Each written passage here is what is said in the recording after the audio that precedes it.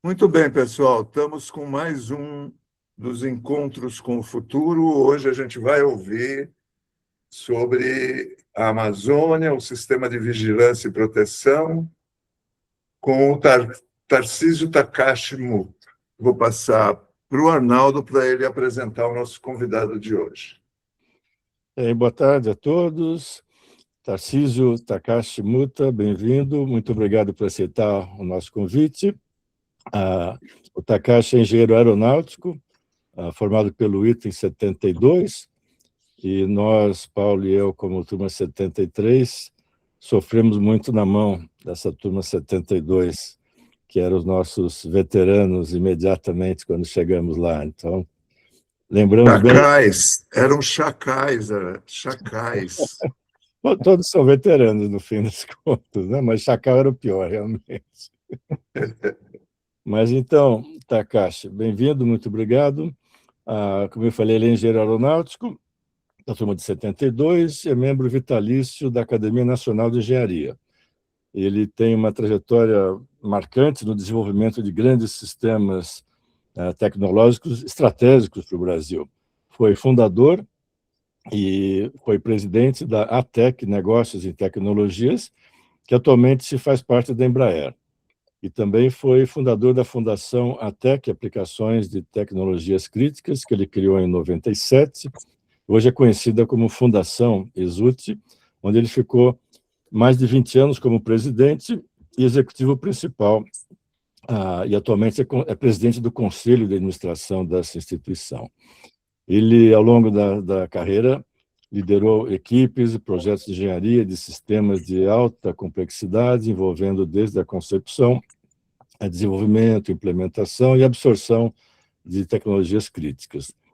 Entre os vários projetos que ele participou, se destaca o gerenciamento e controle do tráfego aéreo brasileiro, o CIVAN-CIPAN, que é o tema principal da palestra de hoje, além de outras iniciativas, como a aeronave P3, Amazônia Azul, Vigilância de Fronteiras e vários outros projetos relevantes nas áreas de aeroportuária, a segurança pública, saúde, petróleo, transporte urbano e meio ambiente. Então, Takashi, muito obrigado novamente, eu te passo a palavra. Ok, boa noite, pessoal. Agradeço muito o convite do Arnaldo, com a indicação do Taíte, a quem agradeço também. E estamos aqui para tentar relembrar bastante coisa desse projeto, que há muito tempo já que ele foi implantado, né? A gente não tem muita interação depois da implantação, mas vamos ver o que dá aqui. E desculpem aí alguma falha de memória, mas estamos aqui para tentar ajudar no debate, né?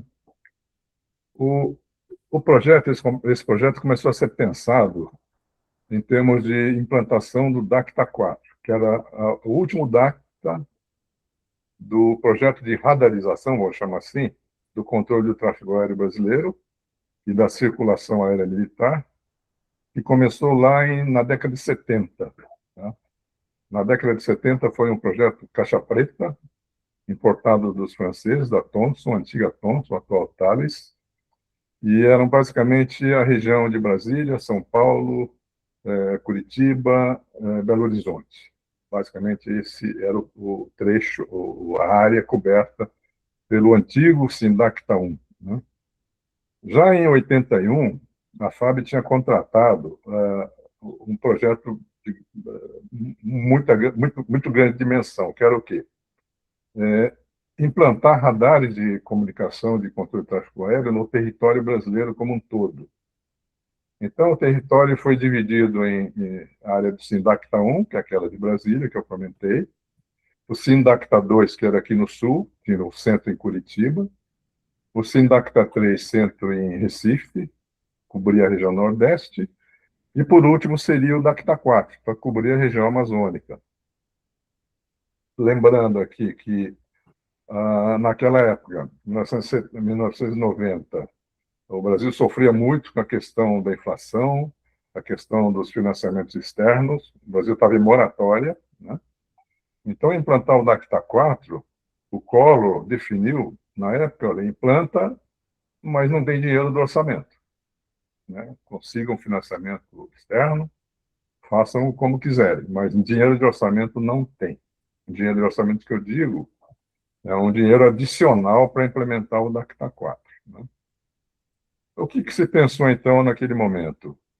Inflação complicada, falta de financiamento, orçamento brasileiro zerado para esse projeto. Né? Então, lembramos assim, hoje lembramos assim, na época, a Amazônia era aquele território com muito pouca população, né? Muitas críticas internacionais pelos ilícitos de toda ordem que aconteciam lá. A guerra, tinha a questão da Guerra Fria, que tinha terminado, ou estava em vias de terminar, e com isso as grandes empresas de defesa do mundo, pouca carga, isso acabou sendo muito, vamos dizer, positivo para a nossa demanda, que aconteceu em seguida, né? E tinha um processo de fortalecimento da questão ambiental no mundo.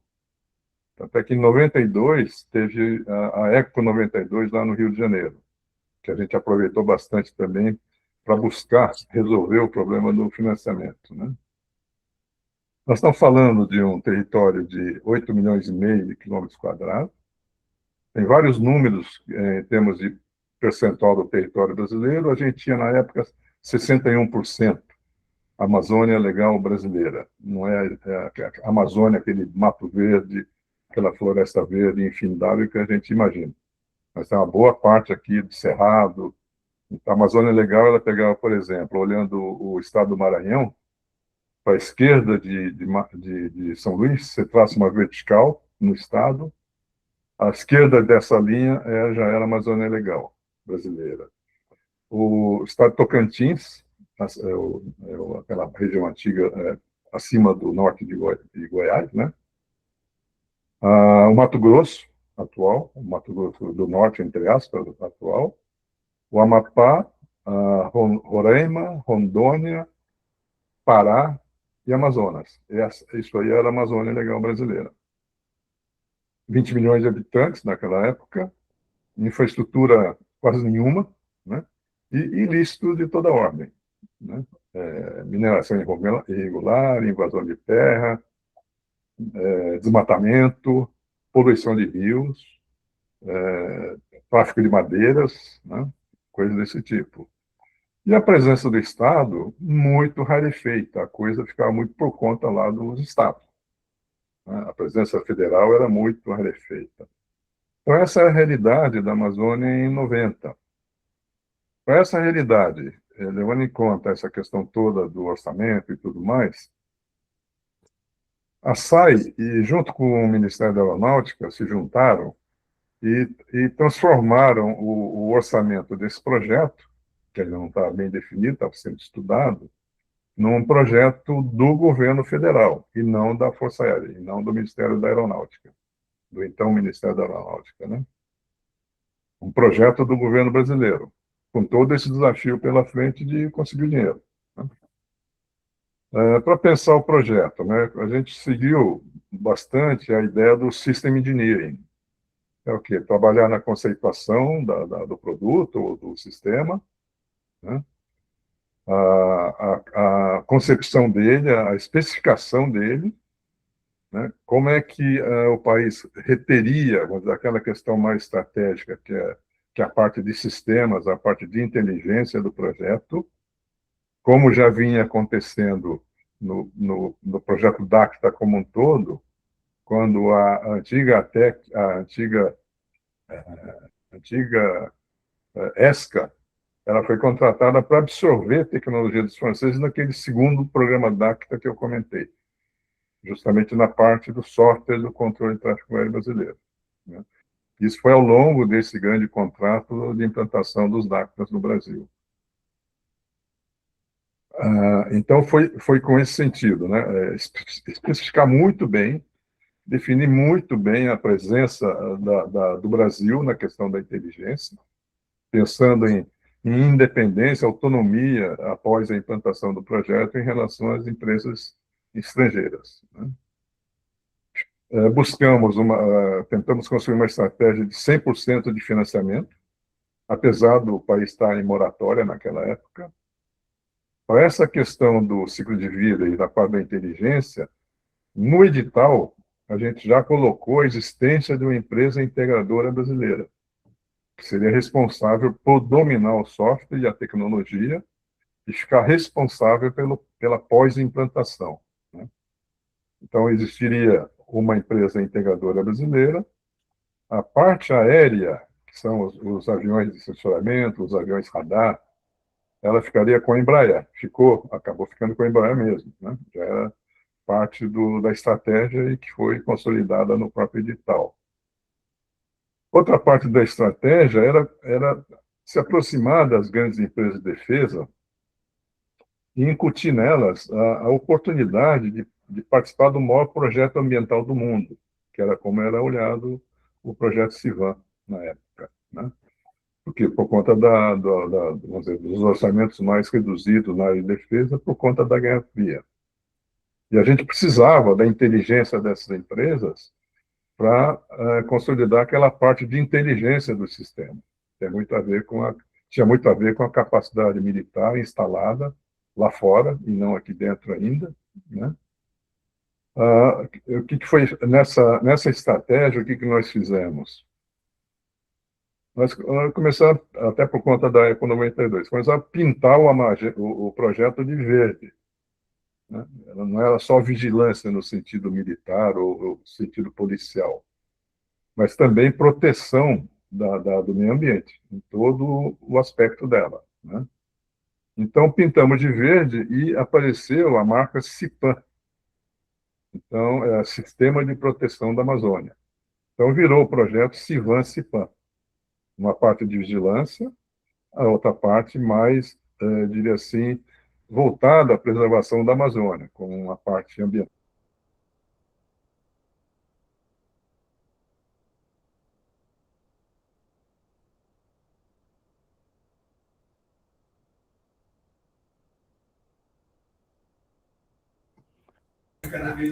Congelou aí? Travou, hein?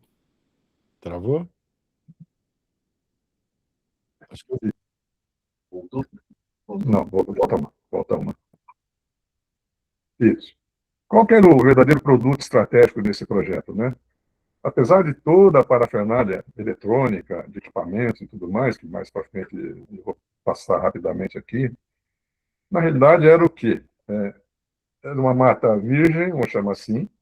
Até teve um cientista político na época, ele falou assim, não, o projeto de vocês, a gente pode dizer que é os olhos e ouvidos da Amazônia, né? Num certo sentido, era isso mesmo, utilizar sensores de todo tipo, em função das dificuldades naturais da região, coletar toda a espécie de dados, inclusive os bancos de dados das organizações do governo, que atuavam na região, né?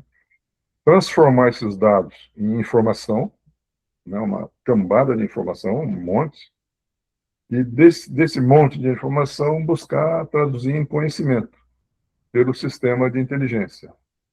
E tudo isso servindo para o quê? Para a decisão do governo, em relação às necessidades, às ações do governo na Amazônia.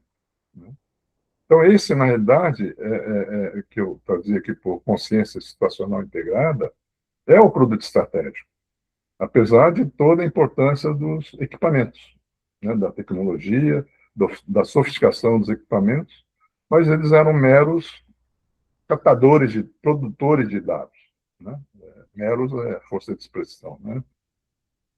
Tinha um desafio nesse produto estratégico, né? Que é o quê? A integração sistêmica dessa parafernália toda de sensores. E não só de sensores, das informações disponíveis já pelos órgãos do governo. Então, é um desafio de integração sistêmica.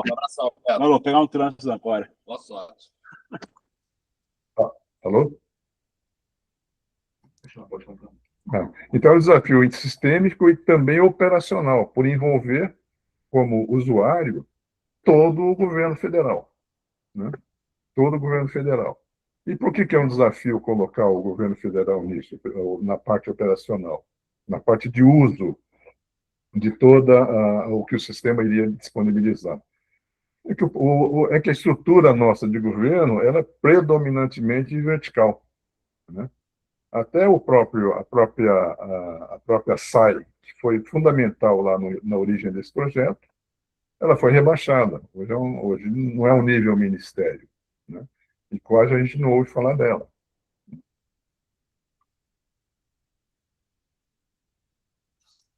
Aqui, esse desenho muito antigo, esse desenho foi um desafio pessoal tremendo para mim. Eu recebi do presidente da comissão, lá do Rio de Janeiro, da CICEA, que comandava esse projeto no início. O CICEA é a Comissão da Aeronáutica encarregada de implantar o projeto DACTA, e que hoje é o suporte para todo o sistema que está aí operacional, sistema de tráfego aéreo, né? Esse desenho aqui eu consegui fechar ele às 3 da manhã, porque era uma apresentação que seria feito por o Itamar Franco, então já era o ex-vice-presidente, e tinha que mostrar para ele o que era esse grande projeto. E não tinha como fazer isso de outra forma, senão num esquemático muito simples, que inclusive mostra a simplicidade do sistema, guardadas todas as dificuldades de outra ordem, né? Tecnologia, importação, implementação, desenvolvimento. Mas como um sistema, ele era muito simples, né? Uma vertical da esquerda aqui com todo tipo de fonte de dados, né, que eram produzidos pelo próprio projeto ou que já existiam nas entidades do governo.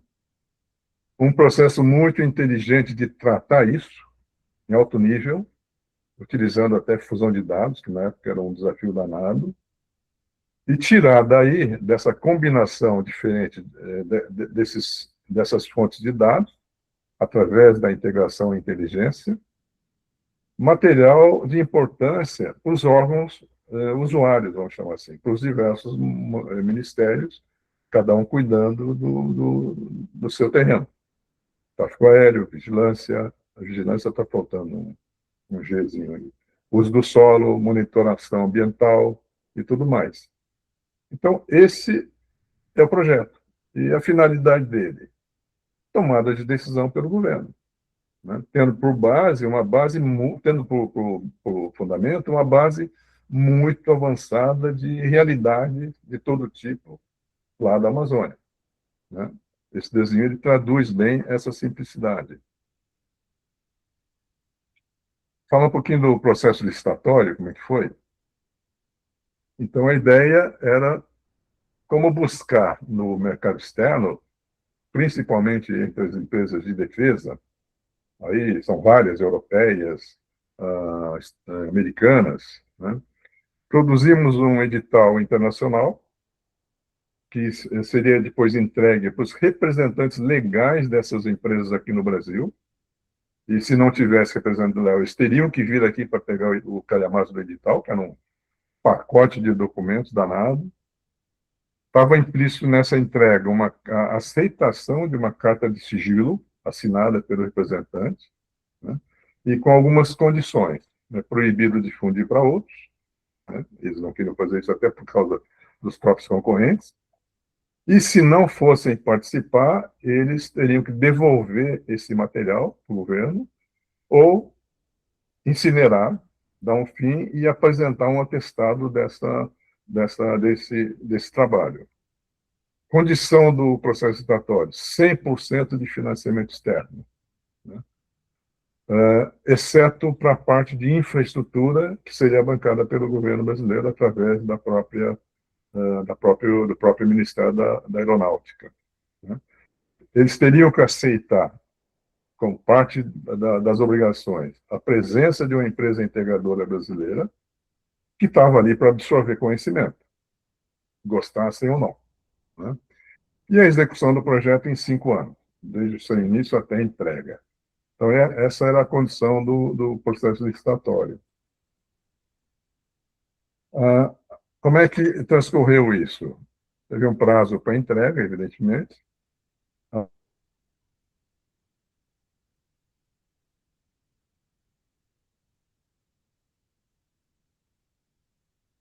Engenheiros que foram alocados num andar fora lá do centro do prédio da CICEA, da organização da comissão que implantaria. Foi um prédio lá no centro da cidade, um andar inteiro. A gente equipou aquilo com computadores, com todo o material necessário para uma análise sustentável e boa. Colocamos uma copiadora, os papéis todos tinham um timbre assim, proibido copiar, né? Era proibido sair com material lá da área, né? Para casa, nada disso. E um ramal telefônico, Naquela época a gente não tinha celular ainda. Pelo menos a nossa equipe lá não tinha, né?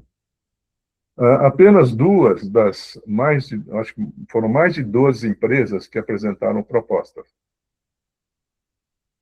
de partes do sistema e apenas duas apresentaram proposta completa, que a gente sabia que eram os dois grandes concorrentes. A Thomson, muito forte, porque já trabalhava no tráfego aéreo brasileiro há muitos anos, forneceu aquele primeiro sistema naquele sistema menor de tráfego, chamado Sindacta 1, da época de 70. Depois ela foi a contratada para fornecer todos os radares e telecomunicações desse programa de radarização do Brasil, isso a partir de 81, né? Então, a forte concorrente. E a Raytheon, uma das grandes empresas mundiais da área de defesa. Ela realmente da área de defesa, armamentos e tudo mais. Essas propostas, o que a análise resultou? A gente sabia disso, que a parte da tecnologia eram muito equivalentes, pouca diferença, né? Aí vamos para a segunda fase, que foi a fase da proposta comercial, uma proposta separada, entregue depois, fechada, lacrada lá nos cofres da comissão. O que aconteceu? A Raytheon trouxe 100% do financiamento, quase 1 bilhão e 400 milhões de dólares.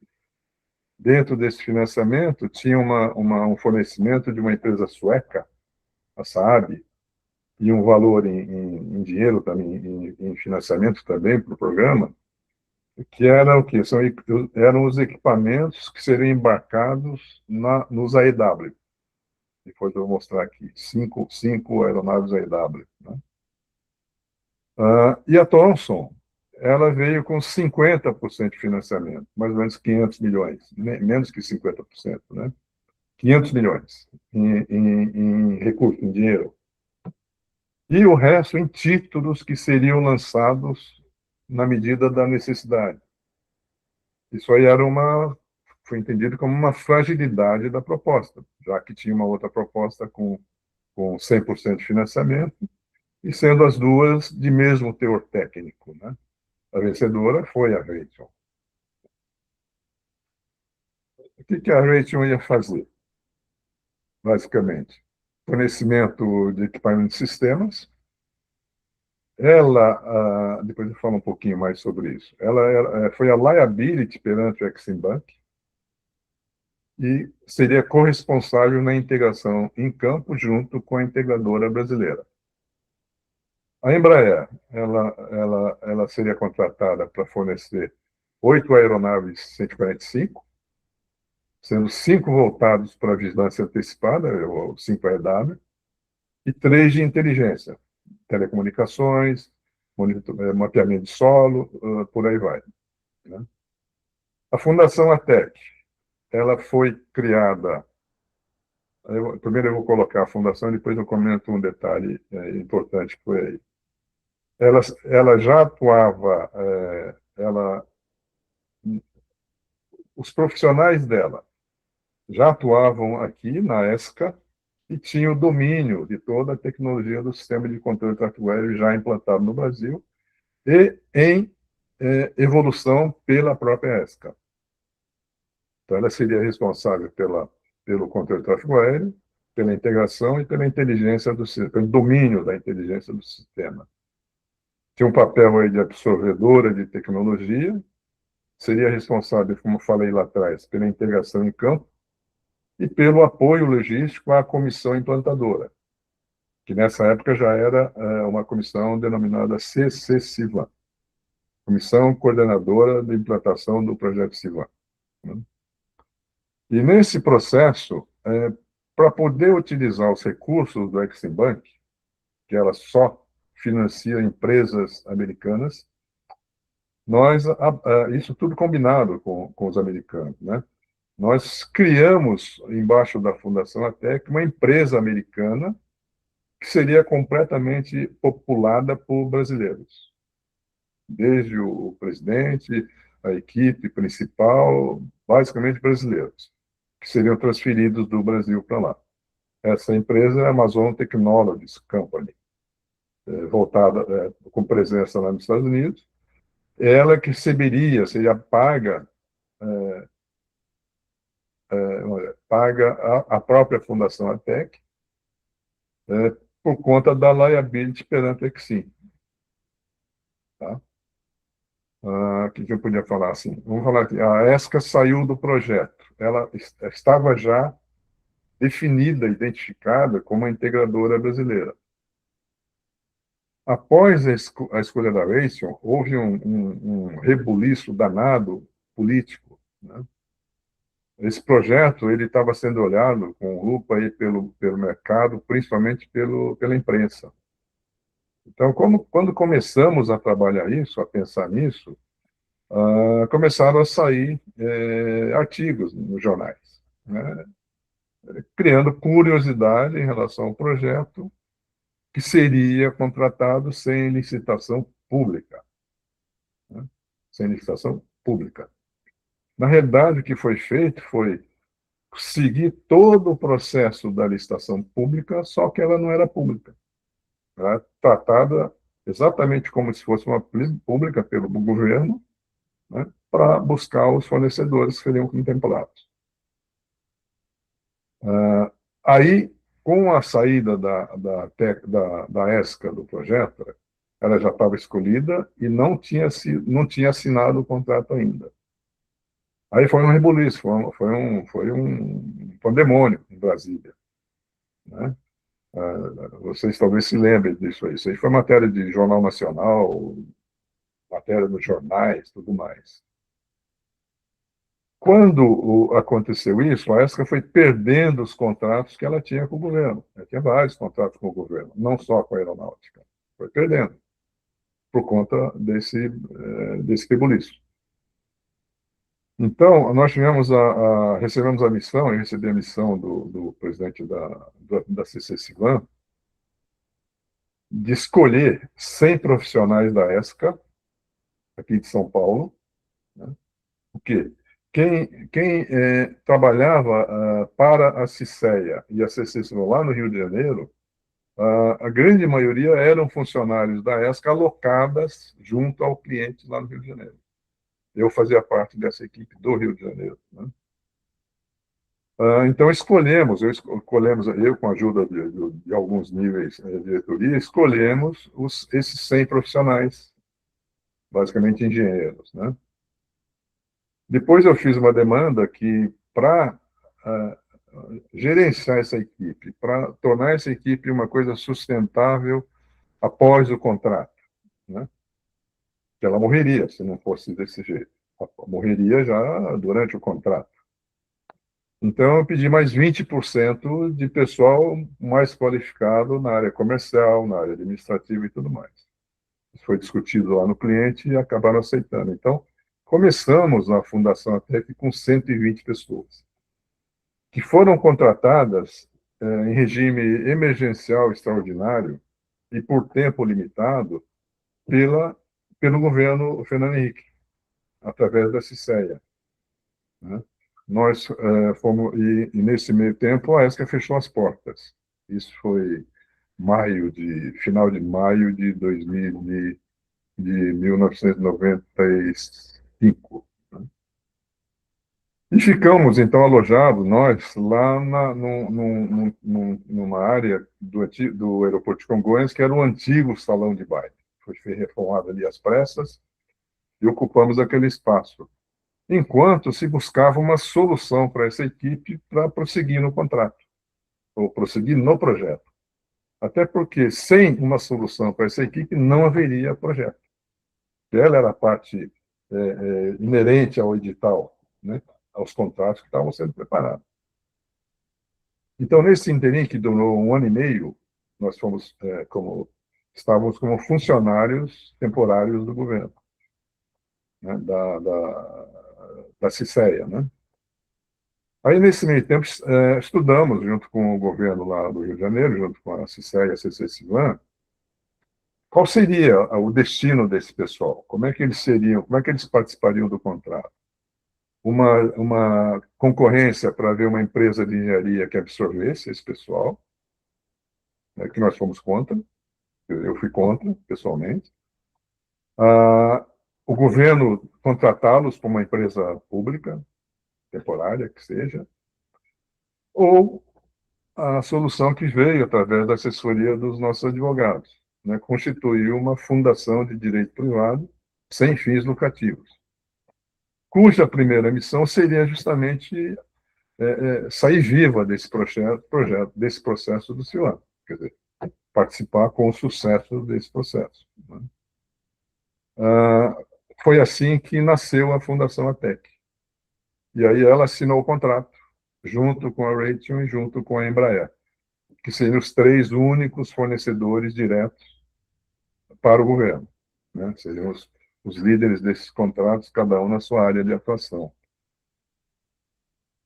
Aí o projeto pôde começar. Agora eu vou dar uma visão aqui, tentativa de visão para vocês. Não sei como é que vai estar aí nos computadores.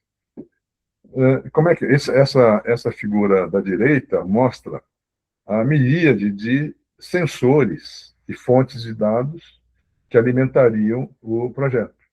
Tem de tudo aí, né? Vamos perder um minutinho. Aeronaves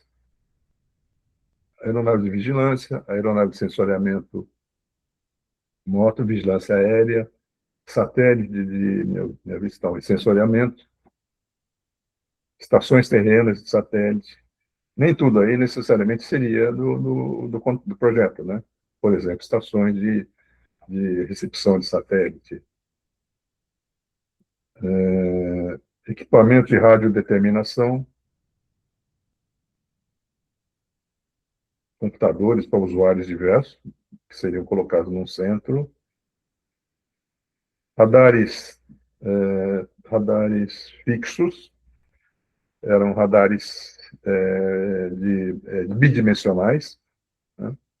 Radares transportáveis, plataformas de coletas de dados, muita estação meteorológica, muita estação de rios, poluição de rios, por exemplo.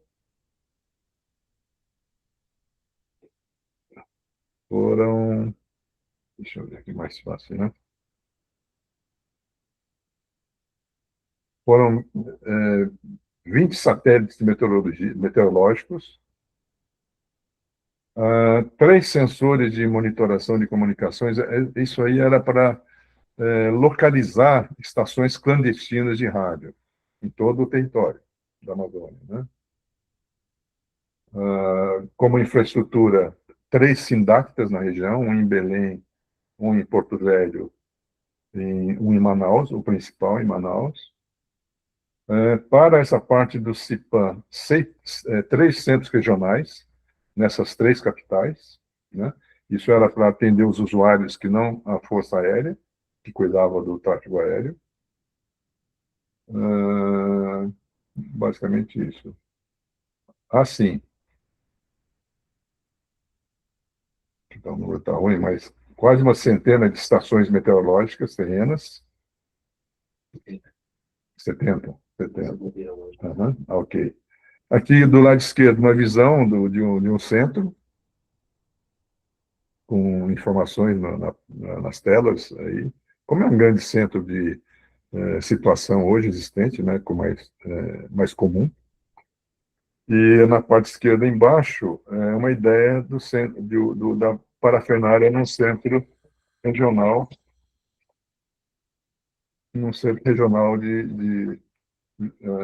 centro regional, né? Pode passar. uma visão também ilustrativa, né, do que era o centro, aqui no caso, o centro de Manaus, o complexo do Cian-Cipan, no centro de Manaus. Eu não lembro exatamente onde que era, por exemplo, o centro de controle de tráfego aéreo, é uma dessas maiores. Aí um centro voltado para, a gente chamou de Centro Regional de Vigilância, que era justamente interfacear com os órgãos da estrutura vertical do governo, todos eles, inclusive os ministérios militares, inclusive parte dos sistemas da Força Aérea, e o resto era toda vamos dizer, a infraestrutura de apoio necessária para manter esses 3 centros e os órgãos dessa região. Lembrando que para cada centro era um centro de tratamento dos dados que viriam da sua região de responsabilidade, que eram compostos por radares bidimensionais e com um radar secundário acoplado sempre. Né? Acho que, não sei se vale a pena falar aqui, mas rapidinho. O radar, o radar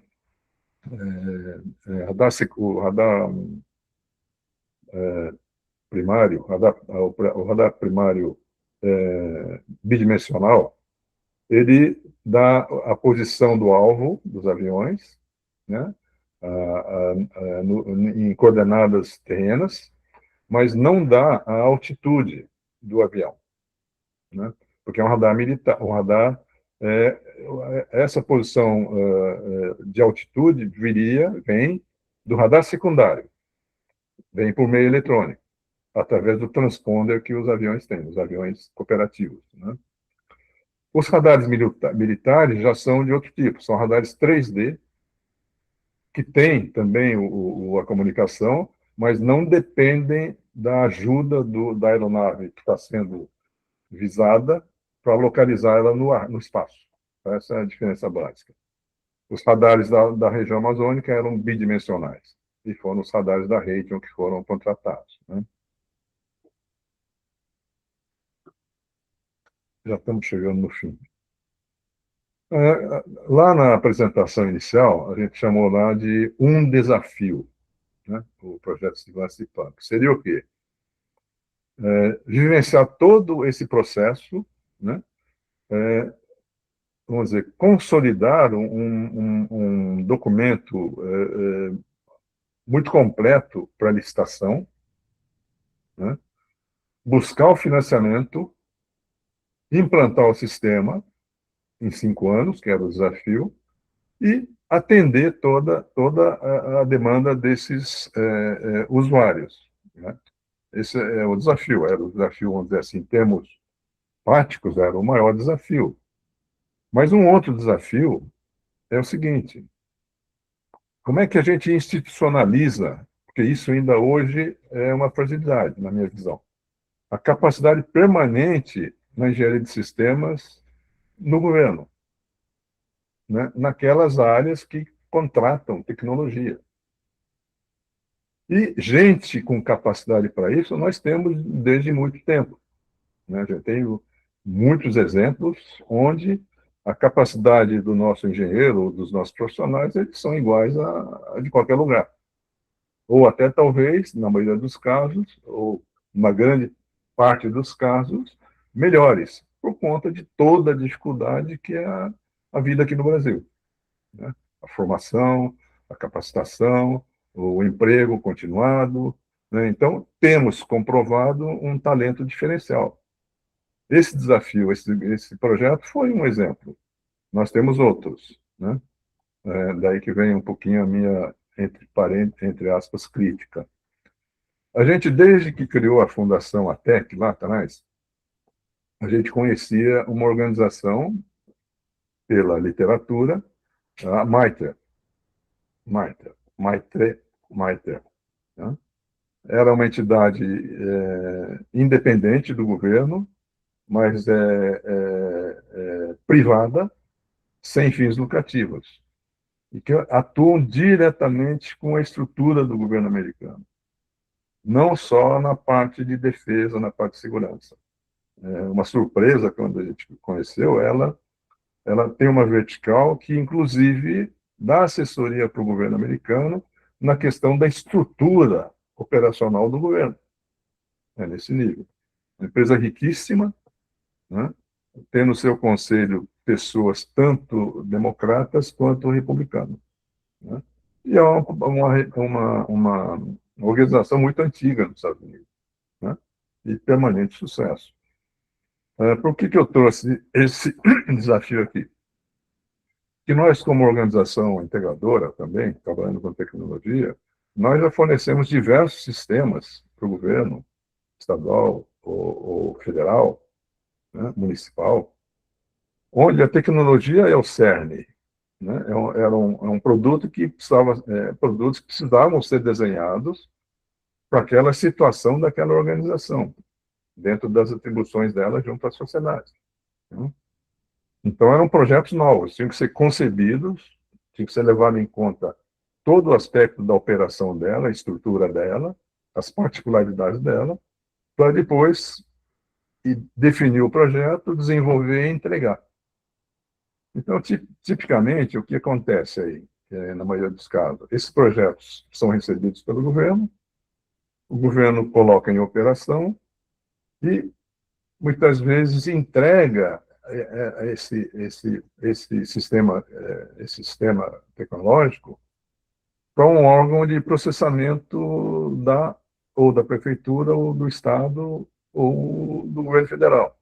Aqui, por exemplo, no caso do município de São Paulo, o PRODAN, do Estado, o PRODESP. E essas entidades não têm capacitação, não faz parte do domínio delas se envolver com inovação do sistema, aperfeiçoamento do sistema, manutenção do sistema. Então, o que acontece com o tempo? A perda de qualidade. E pior, né? Depois de um tempo, tem que contratar de novo tudo para continuar com aquele apoio tecnológico. A aeronáutica tem um bom exemplo, né, que eu vou citar aqui, aproveitando. Estamos já no finzinho. O sistema de tráfego aéreo, o sistema que gerencia e controla o tráfego aéreo aqui no Brasil, ele foi desenvolvido, primeiro, num pacote fechado que só os franceses conheciam. Para fazer uma aerovia, tinha que chamar um francês para colocar essa aerovia no computador. Manutenção eram eles que tinham que fazer. Aí, na década seguinte, já nasceu uma outra visão, né, que era quando foi a radarização do país inteiro, os NACTAs. Foi colocado lá uma empresa, né, para absorver tecnologia e trazer esse domínio para o Brasil. E mesmo com isso, ela trabalhando, por exemplo, na evolução do sistema, ela foi a primeira empresa no mundo que usou, em centros de controle de tráfego aéreo, a plataforma SAM 20x20. Era tudo antes fósforo verde, aqueles computadores fósforo verde.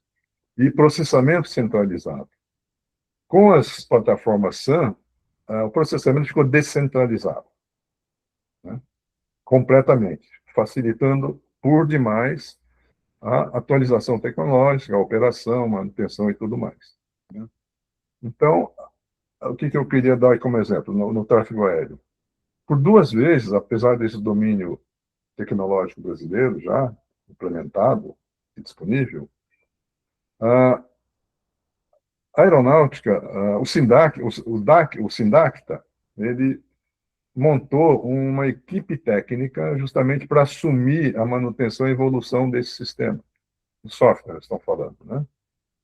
Tentou uma vez, fez, estruturou, operou, não deu certo, né, por N razões, né? Mais tarde, por uma segunda tentativa, repetiu a dose. Funcionou, operou durante um tempo, não deu certo, não continuou. E até que hoje, até que negócio em tecnologias, sobre a Embraer, ela tem feito essa coisa quase que de uma forma continuada. Entendeu? 5 minutos, estamos chegando, então. Legal. Valeu, obrigado. Uma outra apresentação, só para dar uma ideia geral de tudo que foi falado, né? Para consolidar aqui um pouco. É uma linha do tempo aqui. Nós criamos a Fundação ATEC para ser integradora do Civan em 97. Né? Ela operou já buscando novos contratos. né, aquilo que o Arnaldo citou na introdução, e isso foi acontecendo, fortalecendo bastante a fundação. Em 2009, nós recebemos um convite para conversar com o Ministério Público, que é a curadoria que zela pelas fundações público-privadas, e a conversa foi o seguinte: olha, vocês, isso aqui eu lembro que foi praticamente em seguida aquele acidente da Gol lá na Amazônia. Esse acidente trouxe muita demanda para a fundação, né? Dobrar a capacidade de controladores, por exemplo, em tempo muito curto, e por aí vai. Então, a posição do Ministério Público, do curador, foi: olha, vocês já estão atuando como se fosse uma empresa privada. Então, isso não é fundação. Então, uma orientação: criem uma empresa privada, vocês façam isso como vocês se entenderem aí com os clientes e tudo mais, né? E levem para essa empresa privada, os contratos que vocês têm sistematicamente desenvolvidos, com a aprovação dos seus clientes. Contratamos o mesmo advogado que ajudou a criar a fundação, estabelecer a fundação até que lá atrás, e dão as soluções possíveis. A solução que mais caiu no gosto, né? Faz-se uma cisão parcial da Fundação ATEC. A ATEC, naquele momento, era uma organização de 400 funcionários, espalhados aí pela Amazônia, São Paulo, Rio, onde tinha demanda, né? Foi feita a cisão parcial da fundação, retirando dela essa parte mais continuada de repetição de negócio, que eram basicamente os projetos na defesa. Fizemos isso e criamos a ATEC S.A. Não tivemos o nome ATEC. O nosso pensamento naquele momento era assim: vamos criar um grupo ATEC, onde a gente tem uma empresa para continuar a missão junto ao mercado, junto aos clientes, e uma fundação ATEC, para ser parceira do governo, para ajudar a pensar soluções duradouras, tecnológicas para a clientela, principalmente o governo. Na realidade, todo mundo que tem que tomar decisão precisa de sistemas desse tipo. Alguns nem precisam de sistemas, pelo tamanho do negócio, e outros precisam, com certeza. Mas o nosso foco era governo, melhorar a vida do cidadão, melhorando a funcionalidade, a operação dos órgãos de governo. Essa era a missão que a gente se deu para a TEC naquele momento. Então, gerenciamos essas duas organizações durante 1 ano e meio. Quando houve o quê?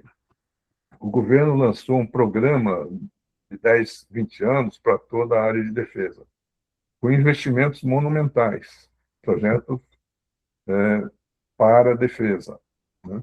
Com isso atraiu o interesse de quase todas as empreiteiras brasileiras, principalmente as grandes.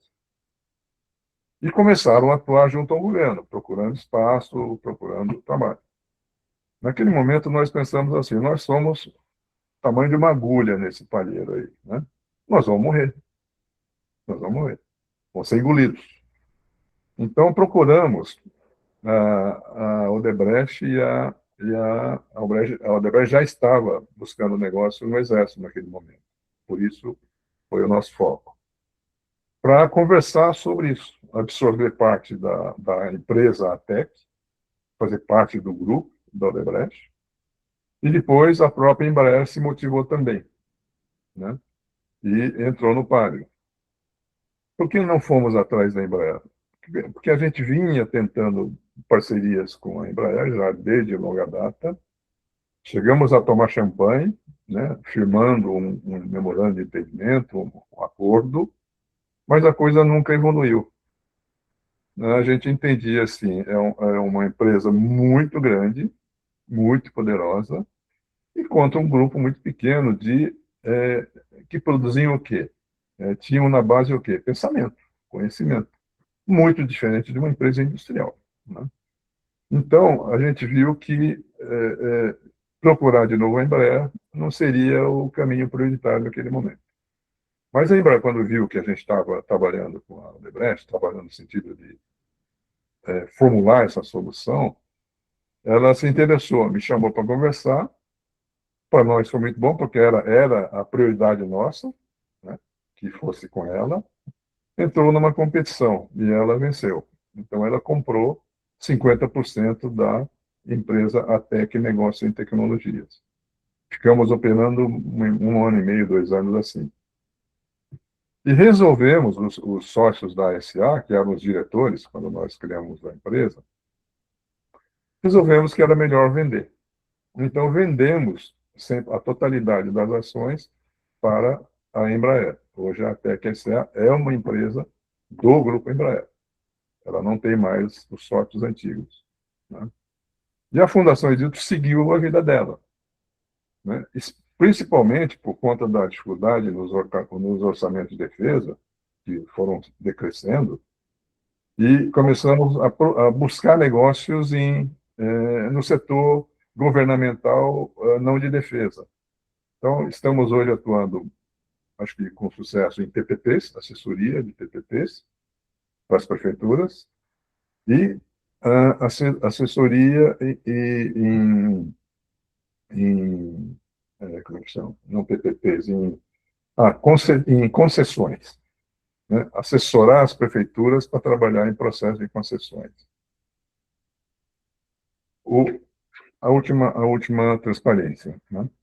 O que é só para aproveitar a oportunidade aqui? Falamos de Exult. Qual que é o negócio da Exult hoje? Assim como teve lá os negócios da Fundação desde a origem. É ser parceiro do cliente. Olhar sempre o ciclo de vida dos projetos tecnológicos, seguir a risca, apoio ao gerenciamento, aprendemos muito nesses projetos todos, PPPs e concessões. Era isso. Ok. Espero que não tenha explorado a paciência de ninguém, hein? Obrigado, muito obrigado aí pela apresentação, por ter aceito o nosso convite, Takashi. E eu vou começar com a primeira pergunta. É mais uma curiosidade, né? Como eu vejo 2 pontos na Amazônia que são problemáticos, né? Pelo tamanho dela e pela extensão.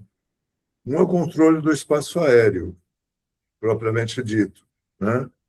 Porque aí você vê muita mineração clandestina, você vê pistas clandestinas ocorrendo. Esse é um dos problemas.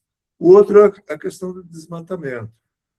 E no desmatamento, muito se consegue de informação por satélite, através do INPE, mesmo em Campinas, tem uma unidade que faz monitoramento e acompanhamento do desmatamento já por satélite, com uma resolução muito boa, e você tem esse controle.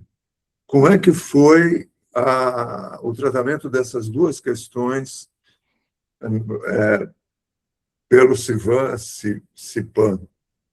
Olha, os meios, né, que estão disponíveis. Eu não comentei isso, mas... não, eu comentei rapidinho, mas foi naquela ilustraçãozinha.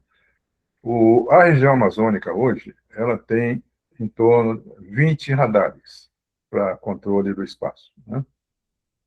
Para monitorar todo tipo de aeronave que tem lá. As estações de exploração de comunicações, elas detectam onde está havendo comunicação. E se essa comunicação não é autorizada pelos órgãos competentes, ela, quase com certeza, ela está ali por conta de interesse de ilícitos, né? As aeronaves de radares monitoram o tráfego aéreo, vamos dizer, os autorizados e os não autorizados. Os aviões de inteligência têm sensores para fazer o mapeamento do território, inclusive varando a copa das árvores, né? Através do sensor, do mapeamento do terreno, usando satélites comerciais que estão aí, e também a aeronave de inteligência, eles conseguem localizar pequenas pistas localizadas no meio da floresta. Eu pesco na Amazônia todo ano e eu sei como é que são essas pistas. Pista em rampa, pista em cascalho, pista com buraco, todo tipo, né? Então, essa fonte de informações, ela está disponibilizada para os órgãos que têm competência para cuidar desses vários aspectos dos ilícitos, entendeu?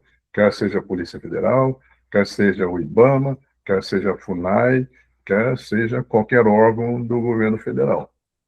Então, o que se espera, o que a gente espera, é que essas informações, esses resultados dessas informações todas, desse processamento todo, elas sejam muito bem utilizadas por esses órgãos. E, evidentemente, eles precisam de recursos. Eu não comentei, mas, por exemplo, nos centros regionais de vigilância, né, existem, hoje, acho que nem isso não é usado mais, umas mochilas com sistemas de comunicação com monitoramento, para as equipes de solo entrarem onde quiserem na floresta e serem visualizados pelos centros de controle, entendeu? Então, eu acho que é um trabalho continuado que exige o aperfeiçoamento operacional das verticais do governo, né, e exige, no bom sentido, que esses sistemas eles sejam atualizados. Há muito tempo que eu não tenho conhecimento de como estão operando, né? Lembrando, esse sistema foi colocado à disposição do governo em 6 anos. 5 anos, toda a parte de tráfego aéreo foi entregue dentro do prazo, e toda a parte mais ambiental, mais essa parte genérica, 1 ano depois estava tudo entregue. Nós, inclusive, na época, como governo, nessa parte não da aeronáutica, ele não se preparou com gente para operar, nós preenchemos isso fazendo um processo, o governo fez um processo de seleção, e, em paralelo, nós colocamos operadores nessas máquinas nesses 3 centros. Ficamos lá mais ou menos 2 anos. Depois, a equipe contratada pelo governo assumiu a posição, né? Então, eu diria assim, mesmo desconhecendo como é que está a situação do CIPAM, o CIPAM tem um grande centro em Brasília, onde esses dados todos fluem lá para a capital. Então, eles têm as ferramentas, né? As dificuldades para operar, eu acho que são as dificuldades que a gente conhece em todo o ramo aqui no Brasil, né? É falta de gente, é treinamento, é aplicação, né? É fiscalização. Então, é a única forma que eu tenho de responder para essa pergunta. Ok, obrigado pela sua resposta. Vou passar para o Arnaldo para fazer a próxima. Agora, depois, passo para a nossa filinha aqui de perguntadores, questionadores. Valeu, obrigado. Takashi, parabéns, muito obrigado, excelente, novamente. Obrigado pela apresentação. Minha pergunta tem que ver com a altitude da aeronave. Você mencionou rapidamente, mas eu entendo que aeronaves que estão acima de 1.000 metros, esse sistema detecta praticamente 100%. Né? Agora, quando você abaixa entre 300 e 1.000, a coisa já começa a complicar. E abaixo de 200, praticamente, você não detecta nada. Mas com as novas tecnologias, isso não está mudando drasticamente? Enfim, fala um pouco mais sobre a questão da altitude das aeronaves e da capacidade de detecção. Né?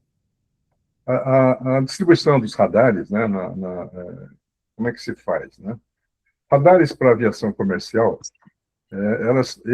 os radares são distanciados pode ser distante de mais ou menos 400 quilômetros. E eles têm uma cobertura, é como se tivesse uma cobertura total no nível qual o nível da operação comercial? 4.000 pés? 40.000 pés? Eu acho que o máximo é 40.000 pés, 12 mil metros de altura. O- Vitor, pode Agora, ir. agora deu um É lapso. mais, Takashi. É mais. É mais? 400, nível... 40 mil. 4 40 mil. mil. 4 mil, 40 mil? 4 mil. Nível 400, flight level 400. Tá. Então, nessa altitude, a cobertura, a visibilidade é 100%. Se o avião estiver voando ali, qualquer que seja, ele é detectável. Abaixo disso, ele não é detectável fora dos cones de radiação do radar. Então, o que acontece? Hoje, os sindactas, eles, quando detectam... porque o sindacta ele tem também os radares de aeroportos, né, vamos dizer, cobrem em torno de 80 quilômetros em volta do aeroporto e é voltado para pouso e aproximação de aeronaves naquela terminal, naquele aeroporto, né, ou naquela terminal aérea. Então, os sindactas, eles também monitoram esses aviões que não estão com o plano de voo e passam para os órgãos do governo federal, entendeu? E fazem, quando possível, quando é detectável, o monitoramento, o trajeto dessas aeronaves, né?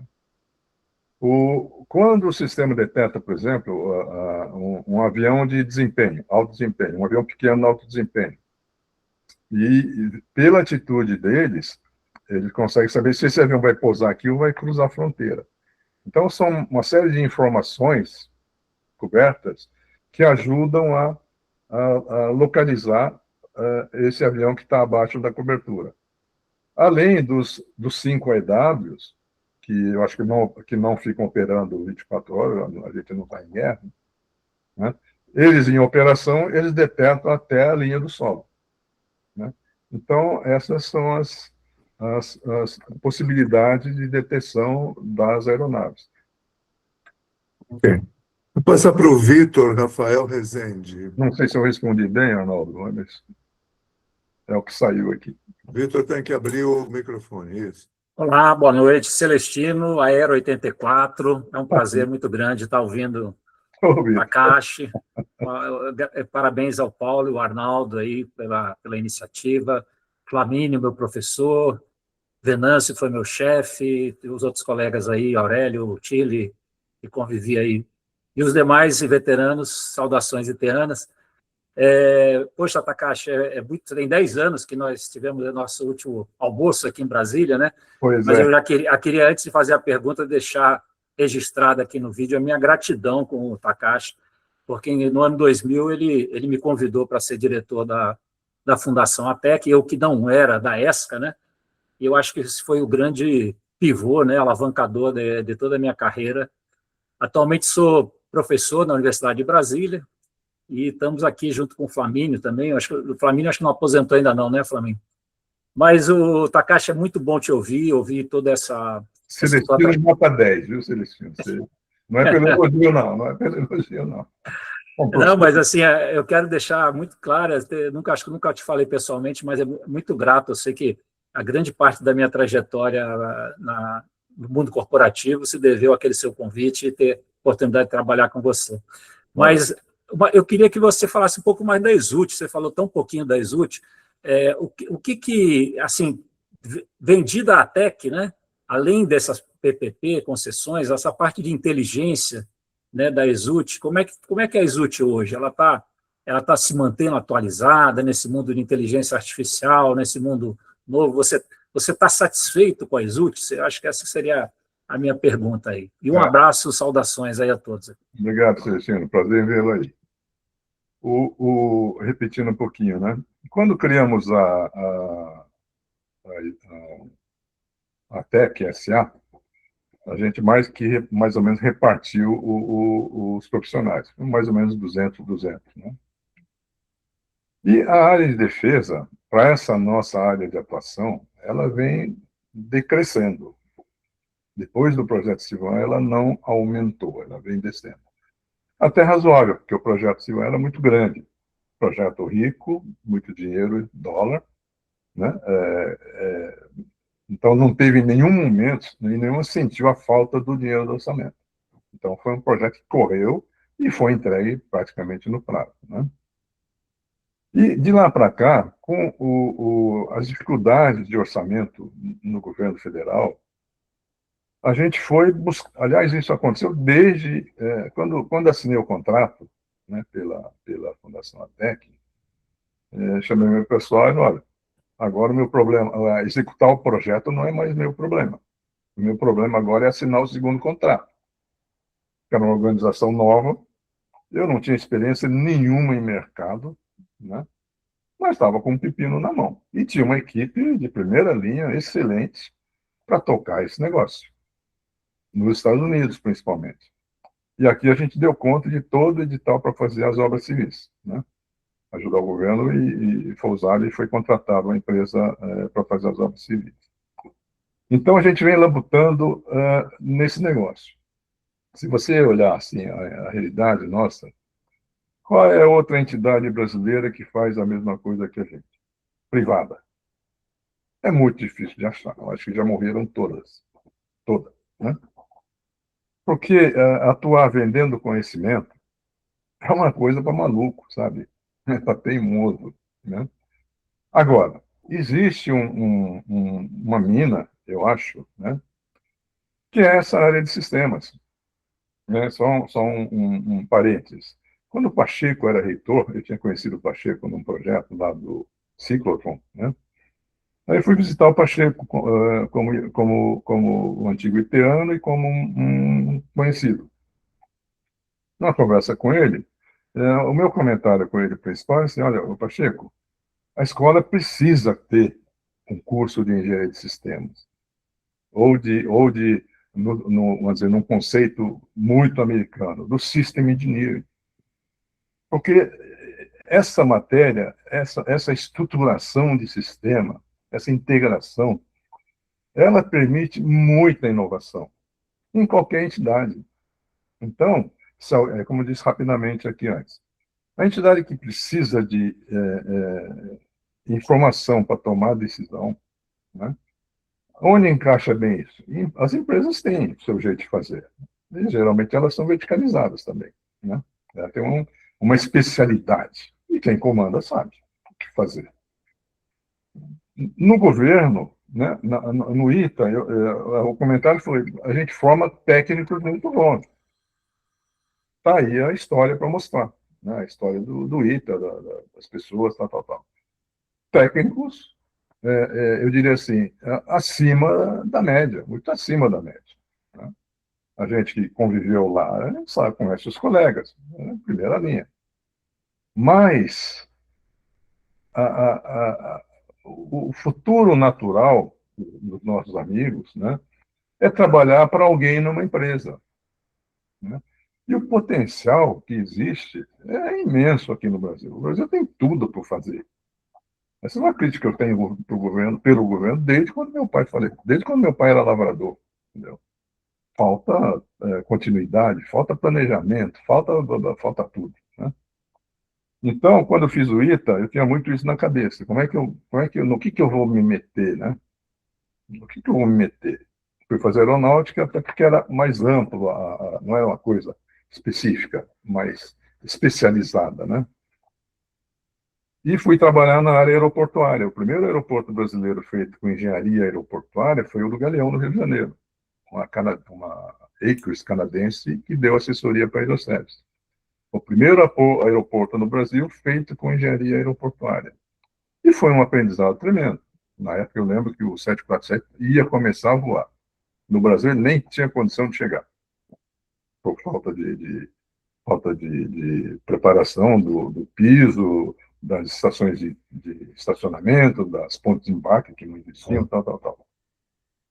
Depois de trabalhar na Aeroservice, eu fui trabalhar no metrô. Quando a maré ficou ruim, eu trabalhei 2 anos ainda na Aeroservice, na área de licitações e gestão de contratos. E depois fui convidado para ir para o metrô para trabalhar na linha leste-oeste, suprimento. Fiquei lá 1 ano. Fui convidado para voltar para a Hidrocés para trabalhar no concurso do aeroporto de São Paulo, né? E o Maxud quis ganhar aquilo de qualquer jeito. A gente tinha um prazo de 1 ano para entregar a proposta, mobilizamos um time grande, caro, e trabalhamos 1 ano nesse concurso. Não tinha como não ganhar, pela experiência adquirida, né? Na véspera do anúncio, ligaram para o Maxan, você levou o projeto. No dia do anúncio oficial, veio, não é bem assim, tal, tal, tal. O Maxan era um cara encrenqueiro. Ele tinha comprado a visão só para criticar o governo, né? E fazia isso. Então, ele não era uma pessoa bem-vinda.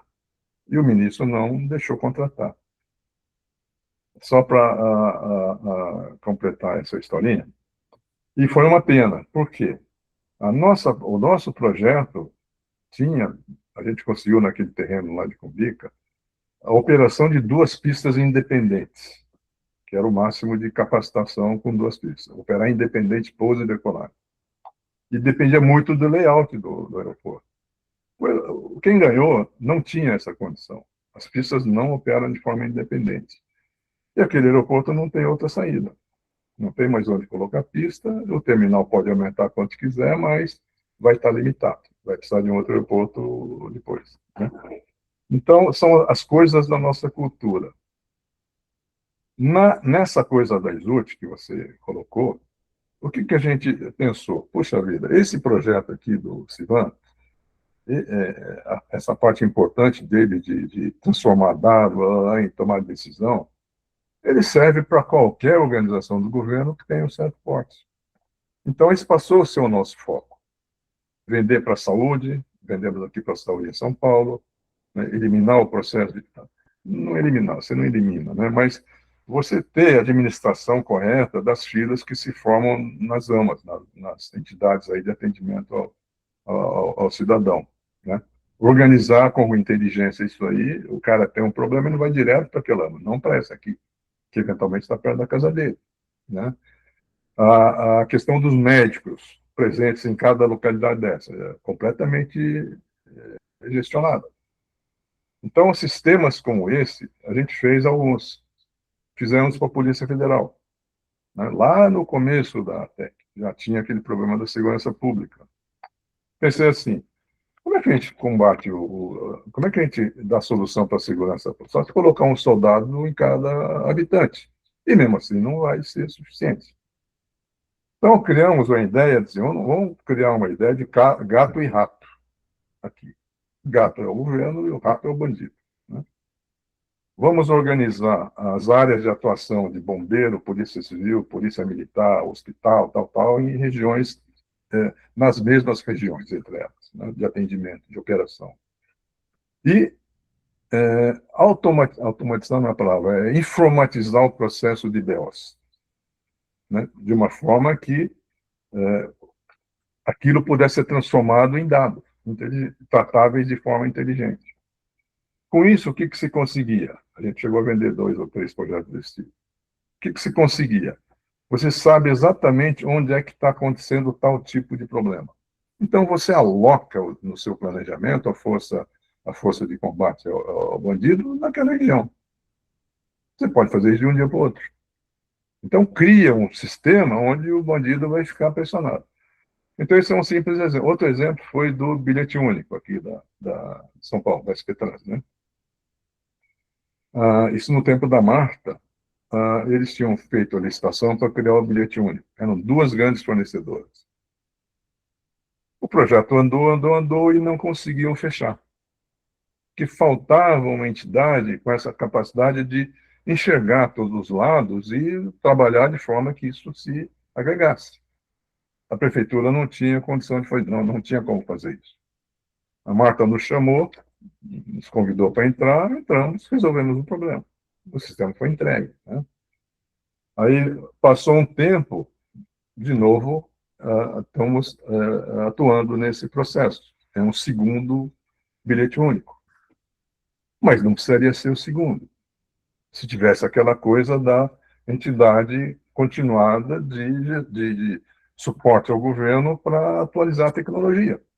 Você não gasta 2 vezes. Tá certo? Porque a coisa de inovar e evoluir, não é coisa que acontece do dia a dia. Você precisa ter a entidade disponível e ela seria paga quando estivesse atuando. Mas isso deixar na mão de uma entidade que conheça esse processo. Porque o órgão público, um centro de processamento, não é o negócio dele, não tem essa capacidade, né? Então, hoje, por conta desse desenho de tomar decisão e do gerenciamento que a gente aprendeu muito, no Civan a gente foi responsável pelo apoio à logística do sistema. Então, nós éramos responsáveis, em apoio ao cliente, a resolver todo o problema logístico, levar os super guindastes lá para o meio do mato, para não sei aonde, de barco, de transporte, de avião, para levantar a antena do radar. Estou dando só um exemplo, né? Liberação dos equipamentos que vinham lá dos Estados Unidos. A nossa equipe é que ajudava a liberar, e o governo assinava. Então, essa experiência da Amazônia, somado vamos dizer, a questão da capacidade gerencial, ela deu um formato diferente para a nossa organização. Então, eu tenho tentado usar isso nessas oportunidades que existem aí no governo. Hoje, eu diria assim, que a nossa atuação em PPPs, em concessões, ela está no mesmo nível da nossa atuação em defesa. E é a nossa salvação, entendeu? Nós chegamos de 200 funcionários na crise, chegamos em 50, para você ter ideia. Segurando de tudo que é jeito as pessoas com o domínio das coisas importantes. Chegamos a 120. Vamos procurar rodar. Obrigado, Takashi. Só para não deixar passar, o Jorge Leal também, boa noite, aí, prazer em revê-lo aí. Parabéns pelo memorial aí, Takashi, pela história. Obrigado. Legal.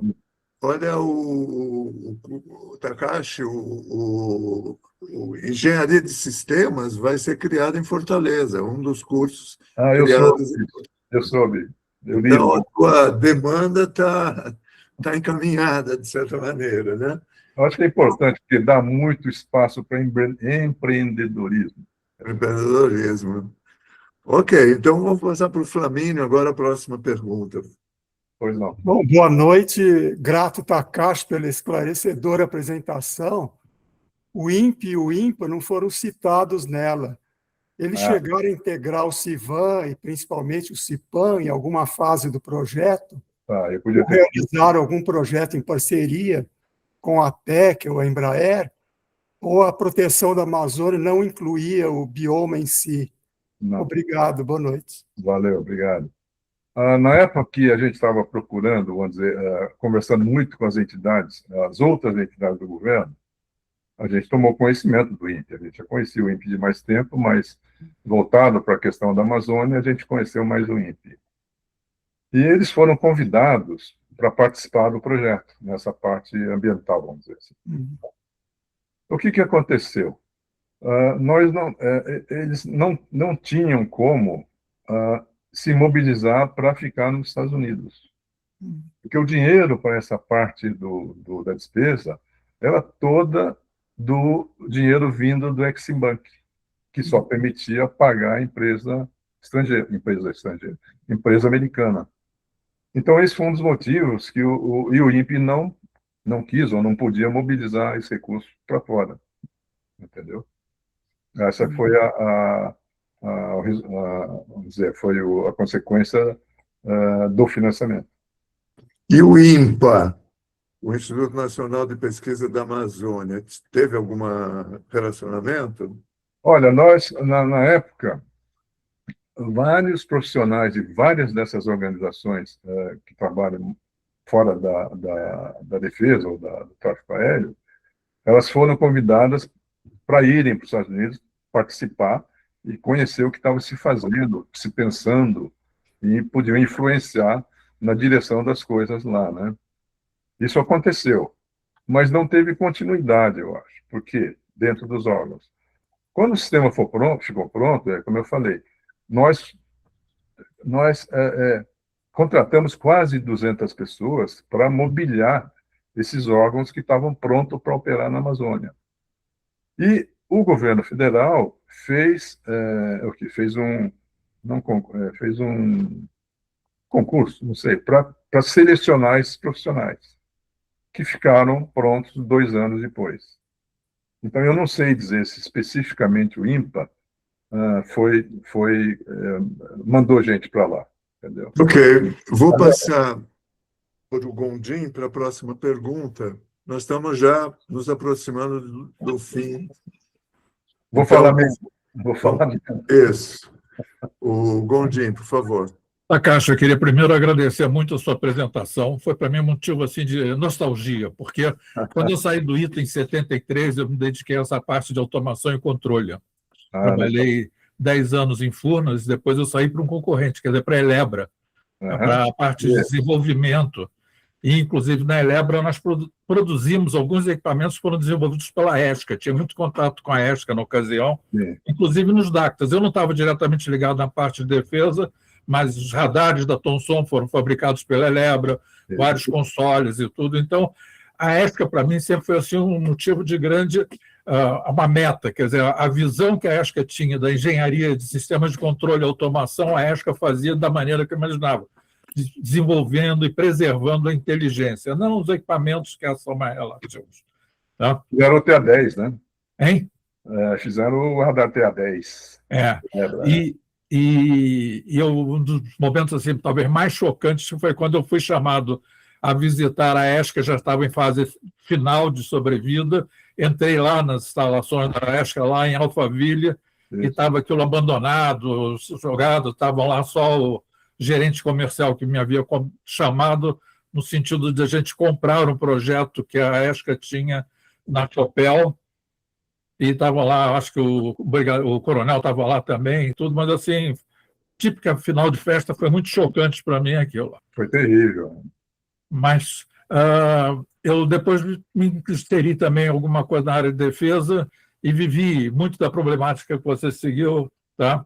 Os grandes projetos apareciam, demandavam muito trabalho, eu não ia adiante. Era o Ciscoti, Cisgaás, eram sistemas gigantescos que se propunham a ser fantásticos e acabavam não acontecendo.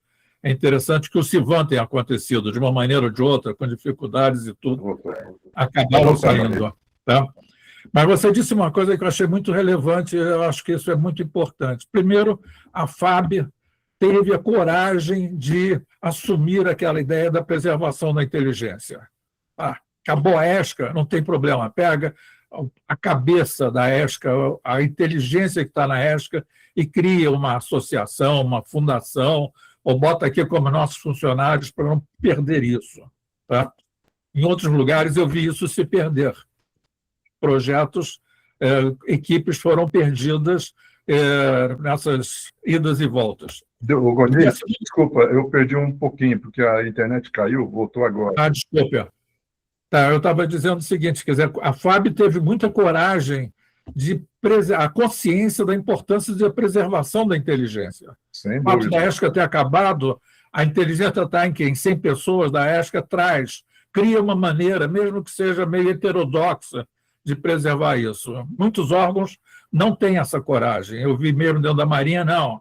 Quando a ESCA caiu, o projeto foi meio interrompido, faz uma nova licitação, traz nova gente, meio que abandona tudo aquilo que já tinha feito e cria-se uma nova realidade. Tá?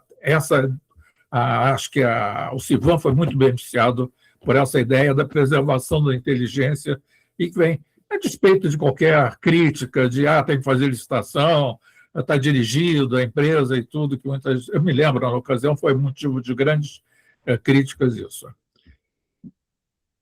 E o que eu quero dizer, quer dizer, eu gostei muito quando você disse, um sistema dessa complexidade, eu vejo como um ente vivo. Ele nasce, cresce, se desenvolve, vai se modificando, partes são perdidas, são criadas e tudo, e se não houver uma inteligência que acompanhe nisso, ela se perde.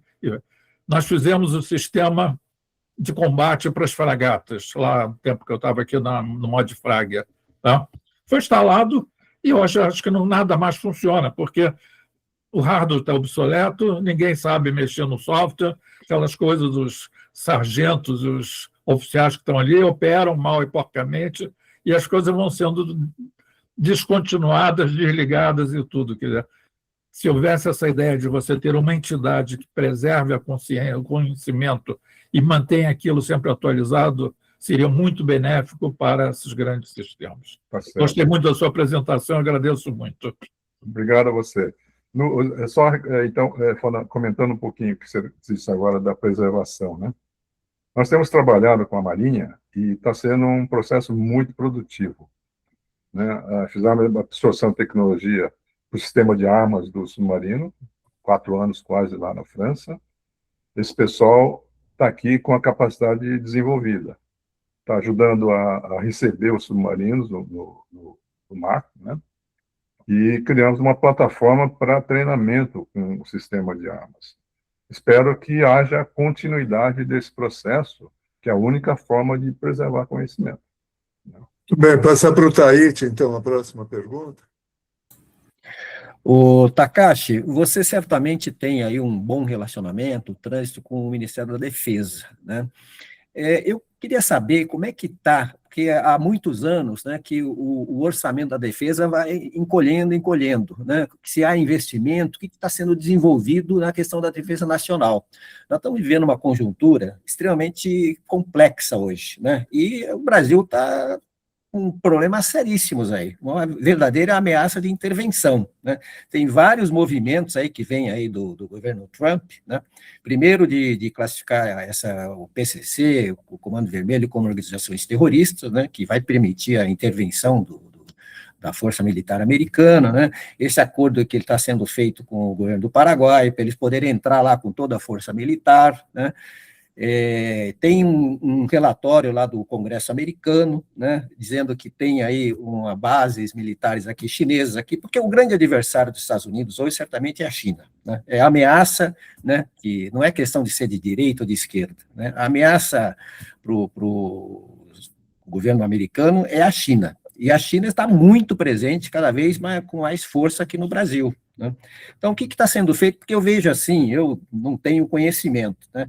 Mas eu sinto assim uma fragilidade da defesa nacional enorme num caso de qualquer tipo de tentativa de intervenção, né? O que está sendo feito, o que poderia ser feito, né? E o que deveria ser desenvolvido, né? Eu diria assim, né, Taíte? Eu não estou a par agora, eu já saí da ativa há uns 4 anos, né? Sou atividade no Conselho. Mas o problema, eu acho que não é de agora, o problema é antigo, né? O grande problema nosso continua sendo, eu acho, continuidade, entendeu? Os projetos de nossa defesa, eles começam com um plano muito direitinho, muito bonitinho, com orçamento identificado e tudo mais. Passa o ano, aí começa o problema da falta do dinheiro. Aí o que acontece? Contratos grandes, com muito dinheiro, são prolongados. Isso não custa barato. Isso vai custar mais caro, né? Então, é um processo que, eu diria assim, né? No meu modo de dizer aqui, se o Brasil não toma jeito, isso aí não vai acabar. E vai ter um fim muito ruim. E daqui a pouco não tem dinheiro para nada, né? Então, eu acho que é muito função do que vai acontecer com o país para melhorar essa questão, né? Nós sabemos, né, como cidadão, sabemos que a gente paga muito imposto, né? Que a máquina do governo é muito pesada, né? E que o dinheiro que vem, ele vai para o ralo, né? E eu acho que todo mundo sofre com isso, todas as organizações, inclusive do próprio governo. Então, no caso dos projetos de defesa, eu vejo aí, quanto tempo demorou o FX para sair?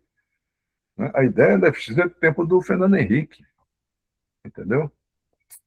O projeto dos submarinos, ele está com 2, 3, 4 anos de atraso. Isso vai custar muito dinheiro. Né? Isso vai custar muito dinheiro. Né? E perda, por quê? A capacidade instalada em termos de gente, de capacidade de capacitação, né, no sentido técnico, ele vai se diluindo, porque se a pessoa não atua continuadamente, não vai ser um novinho que vai assumir aquilo com o mesmo nível de competência. Então, soma-se prejuízo de tudo que é lado, né? Isso tem sido uma coisa constante, constante. Né? O problema é político, eu vejo, para falar bem curtinho. Né? É a direção do país, entendeu? Nós não temos guerra, não tem guerra prevista aí. Mas a gente podia também estar trabalhando com projetos que fossem aplicados em benefício do governo e do cidadão em um monte de lugares. Né? Então, Takashi, não é um foco. só um comentário. A Embraer Defesa, com um avião, o grande cargueiro, foi um exemplo do que deu certo na área e que, comercialmente, ele é interessado para vários países do mundo inteiro e tem viabilizado a continuidade na área militar, né, na área de defesa, enquanto as dificuldades em outras áreas, o que você atribui a esse caminho mais correto da Embraer, mais bem sucedido da Embraer e não nas outras áreas como na Marinha? Eu acho assim, né? A Embraer, ela é, eu diria assim, muito boa, sempre foi, em achar nichos de mercado. Né? Ela construiu a história dela em cima de nichos aqui no Brasil. E hoje com poder de penetração mundial. Sucesso dos produtos que ela desenvolveu. Né? Outra coisa, segunda coisa, ela é privada. Né? A empresa privada luta para sobreviver. Não tem esse papo de esperar um ano, vamos atrasar aqui, segurar lá. É sobreviver. Né? E vem crise, passa crise, o problema continua. Tem que sobreviver, tem que avançar, tem que inovar. Né? Então, eu acho que essas duas questões fazem da Embraer o sucesso que ela é. Deve ter outras empresas brasileiras que trabalham da mesma forma, que tem sucesso mundial. A WEG é uma delas. Né? Começou como uma oficinazinha, hoje é uma empresa mundial na área de motores, né? Motores elétricos. Né? Então, eu acho que o governo ele desempenha um papel que ele não é mais, passou a não ser alavancador de crescimento, porque falta dinheiro. Né? Falta dinheiro. Ok, vamos lá então para a última pergunta do Leal, estamos chegando ao fim. Jorge, tem que abrir o microfone. Jorge Leal. Estão me ouvindo? Sim. Sim. Não, em primeiro lugar, agradecer muito a Paulo e a Arnaldo essa coordenação dessas palestras. Takashi, certamente, pela apresentação que ele fez, mas eu queria destacar uma coisa. Nós temos, como o Takashi bem falou, nós temos 3 empresas que se destacam no mundo. Embraer, a WEG e a Fundição Tupi. E essas 3 empresas ela têm uma vertente industrial. E, no entanto, nós temos uma vertente importante, que não é hard, é soft, que é a parte que foi desenvolvida em controle de tráfego aéreo, CIVAN, CIPAM, etc., que começou com o comando do Ministério da Aeronáutica e que continuou durante muito tempo com a TEC, a Fundação e a TEC Empresa. Então, é destacar que nós temos uma relevância mundial nesse aspecto. O Brasil é um dos poucos países que consegue vender tráfego aéreo, controle de tráfego aéreo no mundo. Isso se deve, essencialmente, a uma coisa que começou com a ESCA e a TEC. Tá? Agora, isso são coisas que nos importam. E, no entanto, a parte soft, ela vem sempre em segundo lugar. Ela é alavancada pelo fato de esse soft estar debaixo da Embraer. O Takashi falou sobre a coisa do Maksud. Eu conheci bem esse aspecto. Se algum dia nós pudermos falar sobre isso, o Maksud era absolutamente contra entrar na concorrência de Guarulhos, que ele sabia que ele ia perder, que o Délio não iria aceitá-lo. Mas, enfim, nós deixamos isso para uma outra palestra que eu acho que é importante. Mas, de qualquer maneira, obrigado, Takashi, obrigado, Paulo, obrigado, Arnaldo. Obrigado, Léo. Um abraço aí. Takashi. Takashi, pode comentar? Sim, está ouvindo. Está Desculpa. ouvindo? Estou Pode ouvindo. comentar a Claro. colocação do Léo? Você está perguntando? Eu estou querendo. Você tem algo a comentar? Não, eu concordo com ele. Foi uma pena, porque foi um trabalho intenso, né? Sem pagamento para a empresa. Existia o conhecimento acumulado aqui pela experiência no aeroporto do Rio de Janeiro, aeroporto de Manaus, que foram os 2 aeroportos feitos com esse conhecimento, e derreteu, né? E pior de tudo é que se implementou um projeto que ele tem uma vida mais curta do que aquela outra, né? Então é o Brasil, é assim. Infelizmente é assim, Takashi. Nós jogamos fora uma oportunidade imensa de termos um aeroporto só. Hoje em dia nós temos Congonhas, Guarulhos, Viracopos E vai ter que ter outro. separados. Exatamente isso. Né? Bem, pessoal, queria Isso. então saudar o Takashi, agradecer. Copo d'água aqui. Estamos entrando então na finalização, parando a gravação.